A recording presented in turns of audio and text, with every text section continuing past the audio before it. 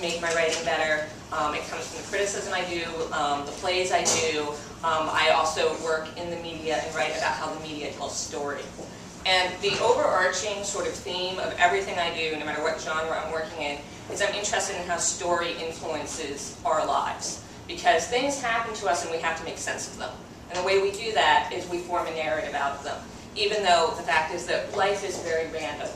And when you're writing fiction, one of the things you have to do is tell a coherent story with a series of events, but not make it look like it's so organized and so precise that that could never happen in real life. So what I'm always looking at is how do the characters make sense of the events that happen to them? How do they narrate their own journeys? The way that I do that comes from acting, really. And there's this idea that we do in acting where we talk about given circumstances. And that is that a character is a character is a character. They are the same person no matter what their given circumstances are. And if I'm going to write Harry Potter fan fiction, but suddenly I want to tell the story where Harry's parents didn't die. Well, Harry is still a boy with a certain set of talents and a certain group of friends, and all these other things about his world remain the same, but he has parental support, and he doesn't have this, abusive family that he starts his life with. How does that change him? He's not a different person. He's just in a different set of circumstances. I write a lot of Glee fan fiction. What happens if Kurt Hummel never gets out of Ohio? He's still the same person. He has a different set of challenges now. And what I'm always interested in doing when I'm telling a story is knowing who my character is at their core, and then changing their circumstances over and over again. And the reason that that helps me when I'm writing is it allows me to say that multiple stories can be true. Because the hardest thing you'll ever do as a writer isn't putting words down on a page, it's deciding which ones you have to delete. And the only way you can get really comfortable doing that is if you say, well, the story could be this, or this, or this, or this, or this, or this. And if they're all true to the ideas of your character, then it becomes much easier to sort of pull those apart. What I'm going to do a little bit at the beginning is talk about some of the fan fiction stories I've written, why I wrote those, and what those themes have been, and then talk about how I've turned the fact that I write a lot of fan fiction into a thing that has allowed me to be a writer who gets paid for what I do. What probably the biggest story thing that I've done as a fan writer, one of my really close friends, Collie and I, there's a show. Anybody know Doctor Who here? Okay, so we're big Doctor Who fans. Well, we were big fans of Torchwood, which was a spin-off that existed briefly. And we wrote a 200,000 word story about Torchwood, and it took us over a year. And the themes of that to us were about chosen family, which was a theme that really interested her because she was a huge fan of Buffy the Vampire Slayer, which again is people, I see the Buffy smiles, awesome. Which is about people coming together and choosing who their families are. And we were like, well, how does that work in this context of Doctor Who, where things can happen out of order, and where the overwhelming theme is loss, because you have characters that live forever, so the theme is loss, and how do you do life in the face of loss? And halfway through writing the story that we're posting on the internet, and we're getting comments, and it's helping us, see what our readers want and develop it, her dad gets diagnosed with brain cancer. And all of a sudden, we're now writing about our lives and this emotional journey that she's on, and me trying to support her as a friend. And everything changes in the story, and hilariously, everything changes is one of the catchphrases of Torchwood. Well, everything changed for us, and we kept writing the story, and when we eventually finished it, and we killed off a main character about a month before the show actually killed off a main character, what happened was we got this response from our readers that wasn't, oh, I really enjoyed this story, or this was fun, or I didn't get this, but it was people telling us about when they had experienced loss. So our act of storytelling generated other acts of storytelling. And it was this amazing experience of creating community by accident because of a story that we felt that we needed to tell. And because of having that community, it gave us other people to collaborate with as writers. It introduced us to people who were like, oh yeah, I'm a professional writer who also happens to do fan fiction. I'm an editor I'm an agent. And suddenly we had this world of people that were supporting us creatively. And they're like, we would pay you money to write. Write something we can pay you for. Okay, now we have to come up with an idea. And the way that we did that, and this is a project we're still working on because it's turned into like this 3-book set in our heads, and it's going to take us forever to write it. But the way we did that is we went back to fan fiction. And we thought, what are the questions we love to ask about the stories we love? And we went back to Harry Potter, which is one of our first fan fiction loves for both of us. And there's this funny thing, and because I've written a Harry Potter trivia book, I know too much about Harry Potter. And one of the really weird things I know about Harry Potter is that if you go through and you count every named character in Harry Potter, there's a ratio that's about 3 to 2 of male named characters to female named characters. There's an incredible gender imbalance in the books. I have 2 choices what to do with that. One, I can say, hey, J.K. Rowling lives in our sexist society and likes to write about boys, just like many of us do. Or I can say there's something wrong with the wizarding world. This is internal to the world and there's a gender imbalance there. Why is this happening? Okay, so Colleen and I are like, we don't have to write about Harry Potter. Let's write about a magical world where there's a radical gender imbalance and it's happening because magic is taking a toll on people. What stories can we tell there? Why is that happening? And that question that came out of what's wrong with the Harry Potter books and a fan fiction idea has now turned into this original novel series that we've been writing for the last 2 years. But that's how you can always make that transition from why is this story like this to what new story can I tell on my own? Whether you're telling a fan fiction story, whether you're telling an original story. And one of the things that happens when you ask that question is you start to say to yourself, is the purpose of story to answer questions, or is the purpose of story to ask questions? And I think the purpose of story is actually to ask questions, or to illustrate what the questions are. So that's sort of how I always come at writing. The problem, and I want to say this in air quotes, the problem with fan fiction is technically you can't get paid for it. Except that's not really true. You can't get paid for writing fan fiction about something that's still in copyright. You can get paid for writing satire about something that's still in copyright. You can get paid for writing fan fiction about things that are no longer in copyright. Has anybody read Historic Materials? So Historic Materials is this amazing book that's actually kind of fan fiction about Milton's Paradise Lost. That's not in copyright anymore. There's Wide Sargasso Sea, which is also, fan fiction that comes out of a book that's name has just left my head, but you're nodding, so yes, thank you. I was like, this is not the hour anymore, let me get up. So there are lots of ways that fan fiction in its purest form can be a thing you decide to sell. But the other thing that's important, to be a writer, you don't need to get paid. That's not the definition of a writer. A writer is somebody who writes. And if you want to write fan fiction because you like it, or because it's fun, or because it's practice, or because it's your end goal on its own, those are all perfectly valid things. And if you do write a lot of fan fiction, all you will hear from people is, when are you going to write something real? Any story you tell is real. Any story that has an impact on other people that you tell is real. And if you don't want to turn it into something else, just be like, nope, not going to do it. Because the reality is that actually most of my publishing isn't fiction. I love writing with Collie. We have this really great simpatico. Most of the writing I do is nonfiction. But that actually comes out of fan fiction. Because if the idea of a story is that it asks questions, why is there this gender imbalance in the wizarding world? Why is living forever a terrible thing? Because it's about loss as opposed to experience. All of a sudden, that allows me to write as a critic. And it allows me to analyze other people's stories and get paid for doing that. I have about 10 different pieces coming out this year in anthologies where I look at stories that I love and ask why they work the way they do.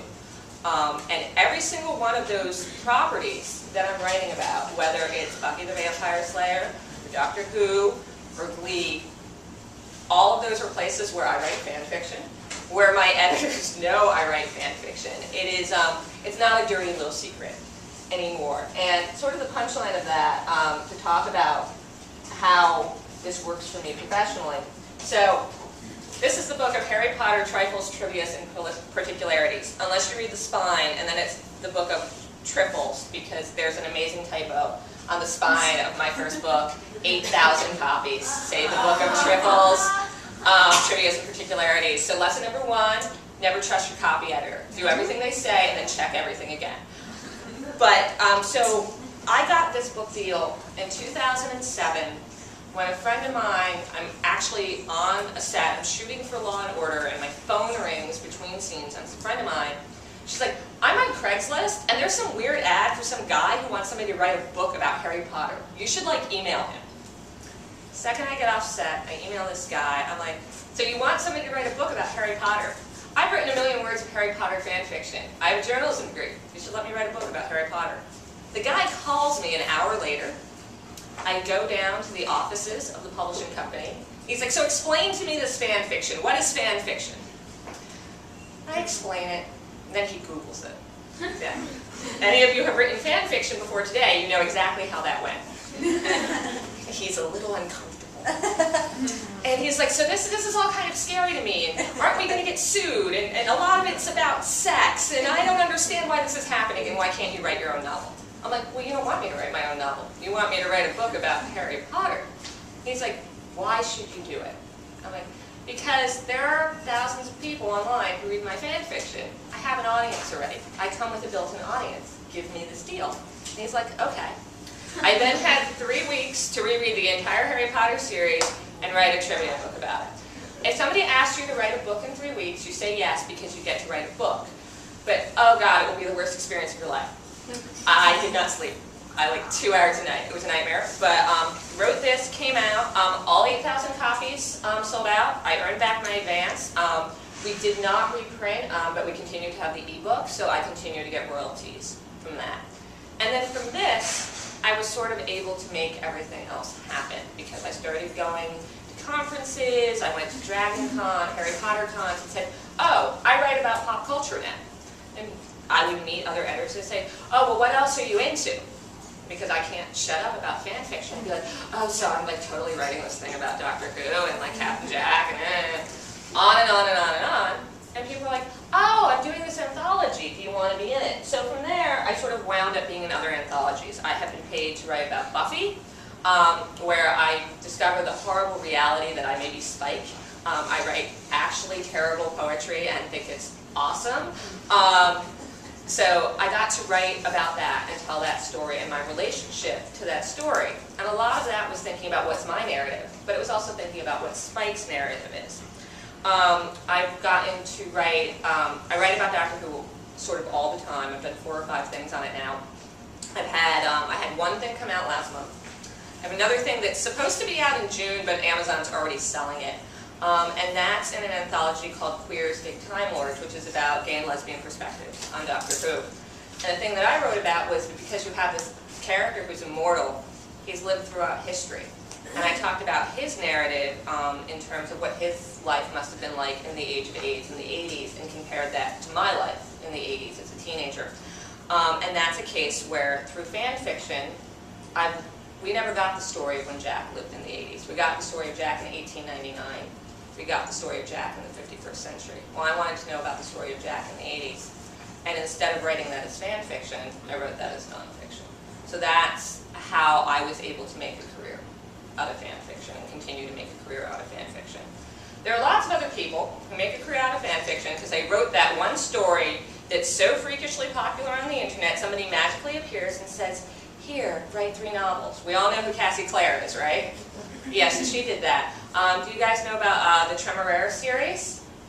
Okay, this is a series that's about if you took Regency romance novels and added dragons. But the woman who writes those has written fan fiction forever. She's incredibly well known in the fan fiction community, and she actually started an organization called the Organization for Transformative Works. And what that does is support people who are fan fiction writers in their fan fiction It also offers legal support for when people get sued for what is actually a form of criticism and a form of dialogue with the text, and therefore legally protected in that context. It also does a lot of sort of public advocacy, because fan fiction used to be this dirty little secret, and it's like, oh god, people are writing porn on the internet about Star Trek. Except, that's not what fan fiction is. People have been writing fan fiction since like the dawn of time. There are dozens of scholarly papers on the tradition of women in the Victorian era actually getting together for tea parties and writing King Arthur fan fiction and reading it to each other about Lancelot as the perfect lover. We have always been doing this. We tell stories and retell stories. And it has often been something that is particular to female culture and female community. So it is something that's very relevant to us. One of the other ways that I like to talk about fan fiction is, as an actor, how many times have I been in a Shakespeare play? A lot. How many times does Romeo and Juliet get performed? We don't say, well, somebody already did that play, don't do that play again. We tell the same stories over and over again, and whether we tell them as, you know, the 2 million fan fiction works about Harry Potter, or the hundreds of thousands of stories about a boy hero who doesn't have a family and must go on an adventure. Because Harry Potter is Star Wars. And Star Wars, on some level, is, again, to go back to King Arthur, you know, the one boy who has the power to pull the sword from the stone, the one boy who has the force strong enough to save the world, the one boy who can defeat Voldemort. We tell these same stories over and over again, and whether we're calling it fan fiction or original fiction, it's sort of the same impulses. The easiest thing to do when you're a fan fiction writer to get caught up in is to listen too much to your audience, that is the people online who are reading your story. Because they're like, oh, I want this, and praise is like really awesome, right? You're like, oh yeah, I was totally thinking of writing this other story, but now in chapter 4 you want me to go there and you'll say nice things to me. So the first thing fan fiction teaches us, other than practicing our words, fan fiction teaches us to say, no, I have a story, and it's my story, and I'm going to tell it, and I'm going to make you like it. Not everyone will like it, but it really forces you to learn how to stick to your guns, which is very helpful later. When an editor comes to you and says, I really like what you're doing here, and I think you should tighten up this, this, this, and this, but I don't think characters like this sell. I don't think people can relate to people with this experience or this background. Say no, because the editor doesn't want to be right all the time. The editor wants you to fight for what you believe in. And the fan fiction community, and responding to readers who demand certain things from you, is sort of the first way to say, yes, I will take this, this, and this part of your criticism and use that. And I will take this, this, and this part of your criticism and say no, and make my story better to say no more effectively to it. The other thing that happens with fan fiction is you get into justifying it. Like when I had my meeting for that first book. I had to be like, no, no, really, don't be scared of fan fiction. It's going to help us make money. You don't have to justify it anymore. It's been on the cover of Time magazine. Archive of Our Own, which is a website where people host their fan fiction for free, just got named as one of the 50 best websites of the last year. Don't justify it. People still do justify it all the time. And people are online, you know, write under pseudonyms, which is great if you need to do that. And lots of people do for lots of good reasons. But there's always this idea of people will make fun of me. People won't know why I'm not writing real things. The best way to have pride in your work and to help people have pride about a genre or anything they do is to not be ashamed of it and to just not even engage the justification conversation. It's beneath you have better things to do, and that's telling stories. That is sort of my ramble for you at this very early hour. What I'd love to do is ask questions and talk to you guys and hear about things you're working on or things you want to do, and just sort of hang out and do that for the time we have left. Any questions? I'll start with one. Go ahead. What's your favorite Harry Potter Movie? Yeah. I like 6. I'm a Snape fan, so everything comes from like Snape's pain, and also this idea of, now I'm going to ramble about Harry Potter, I'm sorry, but here's the thing. Harry Potter is a story of the Second Wizarding War. I want to know about the First Wizarding War. I want to know about Harry's parents and the Marauders and Snape, because the thing that I don't know if you guys feel when you read Harry Potter, but I feel now is all those people in the first. Snape is 30 when we first meet him. His life is ruined, and he's 30. He was the age I was when I first read Harry Potter. And I thought, oh my God, what was your life? What was your life like being at war when you were 17? And that's one of the stories I'm always interested in. So 6 is where we sort of get the Half-Blood Prince thing on schools. That's my favorite. More questions? We're working today with both character and world building.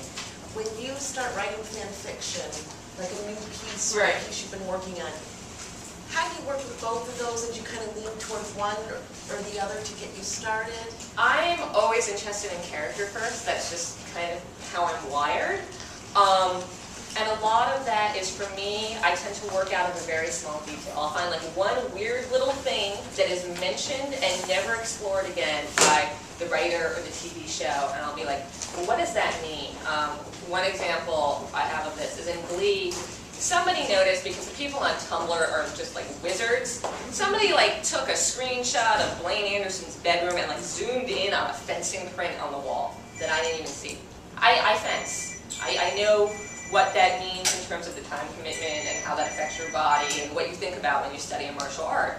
We've never seen any hint of that in the character at that point. So I just sort of went down this path of, well, why does he fence? Is he any good at it? How does he feel about it? Why is that hanging on his wall? Is it important to him?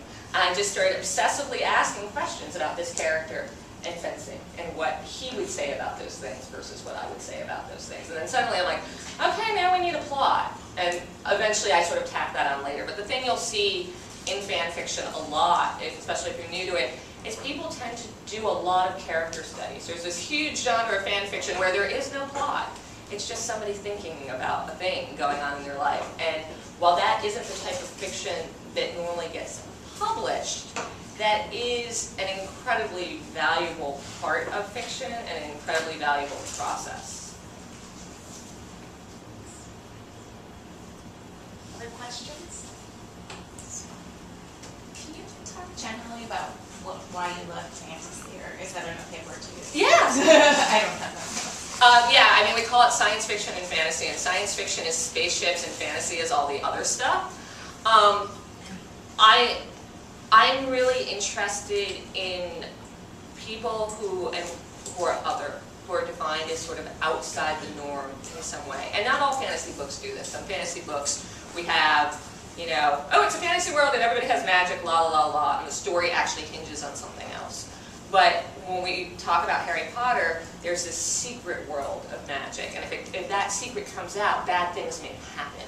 So for me, what's interesting about fantasy is it's a way to talk about otherness and secrets and the consequences of keeping secrets and keeping information in the closet, or being special and unique and being too smart, or having too much wealth, or having poverty that you're trying to hide. The idea of any secret is something you can do in allegory with fantasy without talking about the really sort of awful othering that a lot of us have to live with. So that for me is always the draw, in that I recognize these stories, but I don't have to necessarily touch my own pain to recognize them. Yeah? Have you ever built relationships with the original authors of some of the... I have.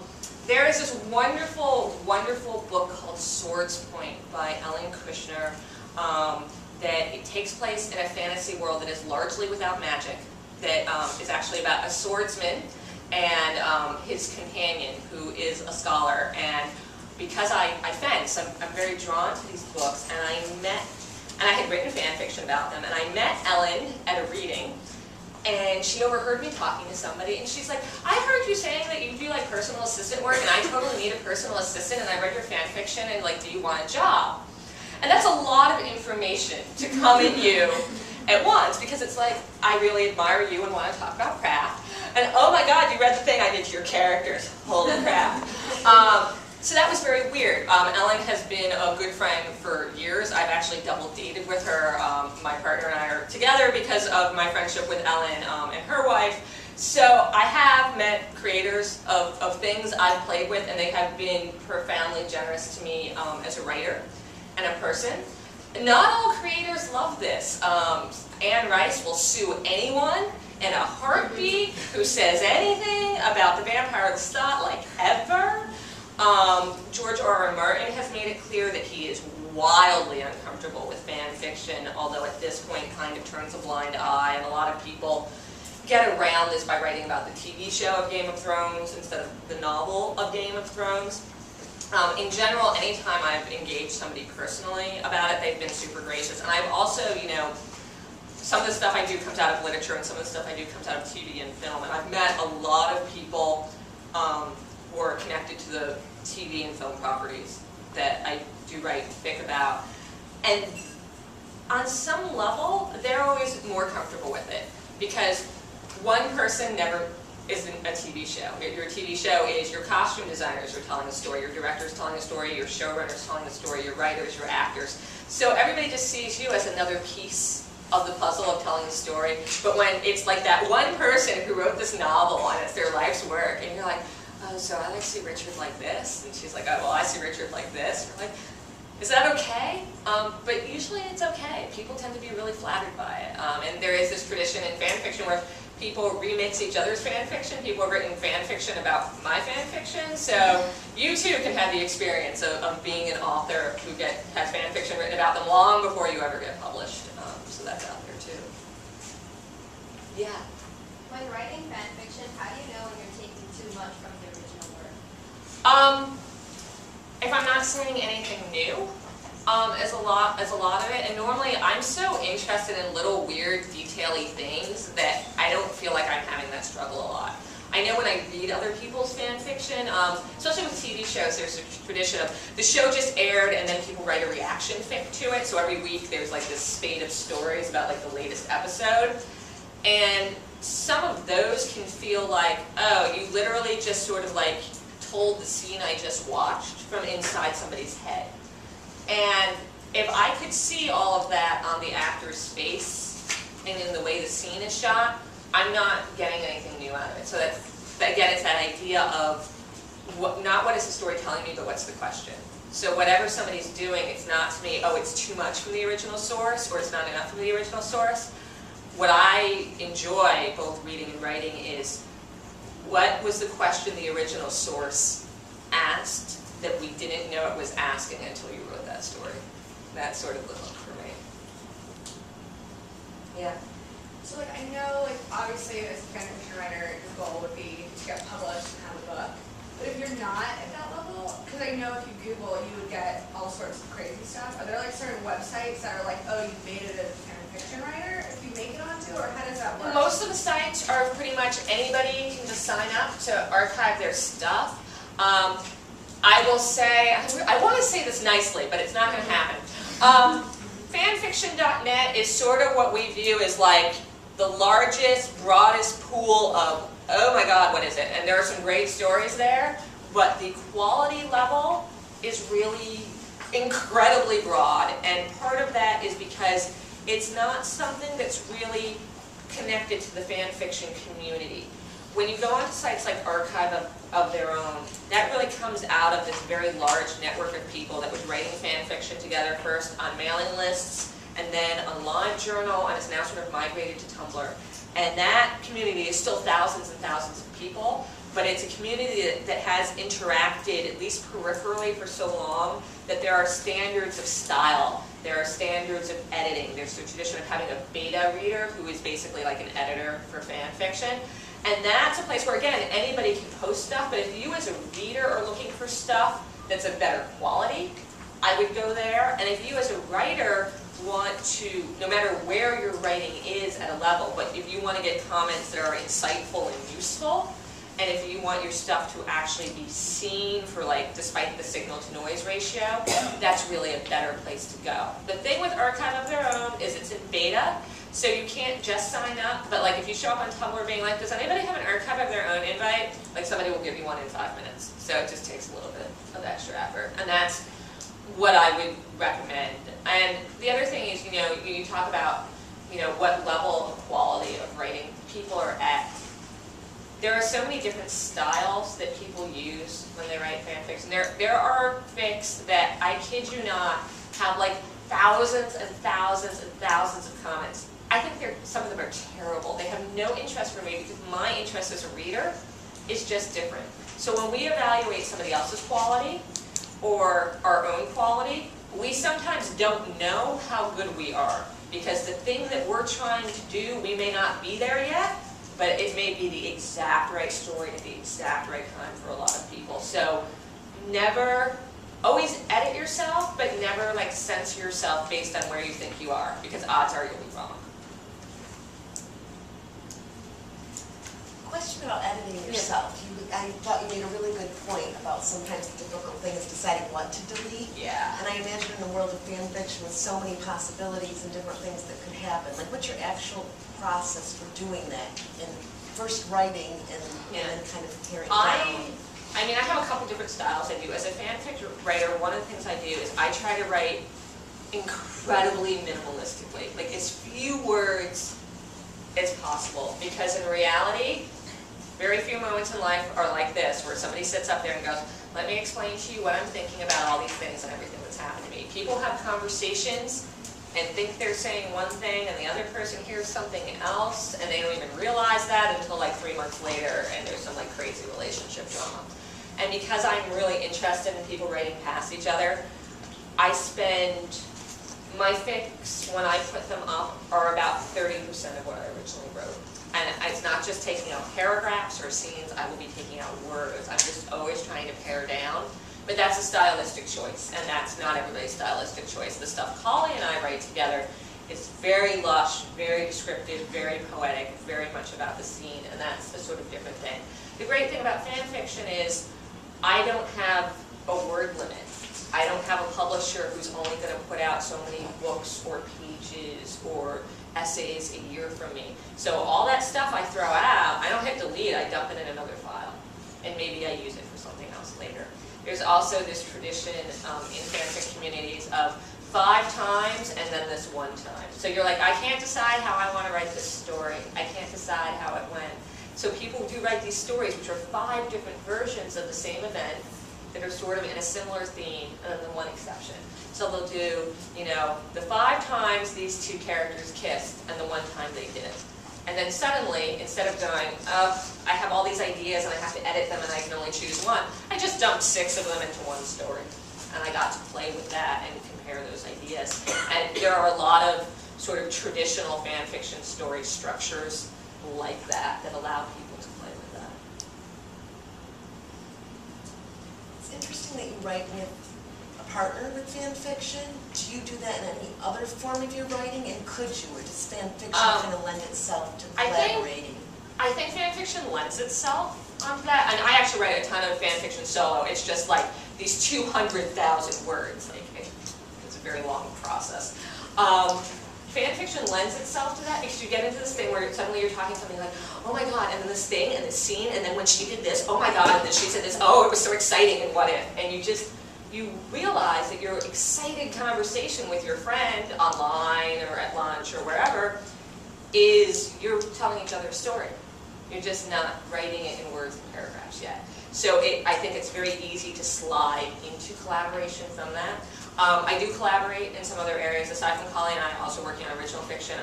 I wrote a musical that started as a short play I wrote by myself. And then I met a woman who also writes fan fiction, who is a really great composer. I said, you know, people keep telling me to make this play a full-length play. You want to write a musical with me? And she said, okay. So then we wrote a musical and we produced that last year, and now we're doing revisions. So I have worked collaboratively with other people. I will tell you that collaboration is one of the best, most amazing, awesome experiences you will ever have. It will also make you hate yourself and hate your collaborator and hate every person you have ever met in your entire life, because that person is your harshest critic and your biggest fan. And it is very hard to desperately want to please someone whose goal it is to take your stuff apart and make it better. while you're doing the same thing to them. It's like, I don't have siblings, I'm an only child. I imagine it's something like a sibling relationship because there is so much love there and there is so much, oh God, today I'm going to strangle you. But it's like the best friendships you'll ever have, but it won't be easy. And I love collaboration. I think everybody should have this experience. I talk about chosen family and stories. Well, my chosen family a lot of times are my collaborators. But like, don't just be like, hey, let's do this together. Like, really think about it, because it's going to have impacts on your relationships with these people. It's like being roommates with your best friend in college. If any of you are considering that, think about that real carefully, because it will either be like the best thing you ever do or the worst thing you ever do in collaborations like that. Yeah. So you're also a journalist. Yeah. You did a workshop earlier this year on journalism. Can you talk a little bit about how being a journalist and a fan fiction writer, like how they play off of each other, or what you take from one into the other? Sure. My degree's in journalism. I worked for the Associated Press after I got out of college for a few years. So I, did the basic news things. I was working in a newsroom doing a lot of really big stories, including the O.J. Simpson verdict, the arrest of the Unabomber. I don't even know if anybody in this room knows who that is. A couple of really bad plane crashes, Rwanda. I kind of left journalism because that was when I was in journalism. It gets really exhausting to deal with that all the time. What it gave me, that's an incredible research base. I have seen things and worked on things and know what those situations are like in a way that some writers haven't had the opportunity to have exposure to. So one way that it helps is it allowed me to be a researcher. Another way that it helps is it allows me to write very, very, very quickly. The first thing you learn as a journalist is how to write on a deadline.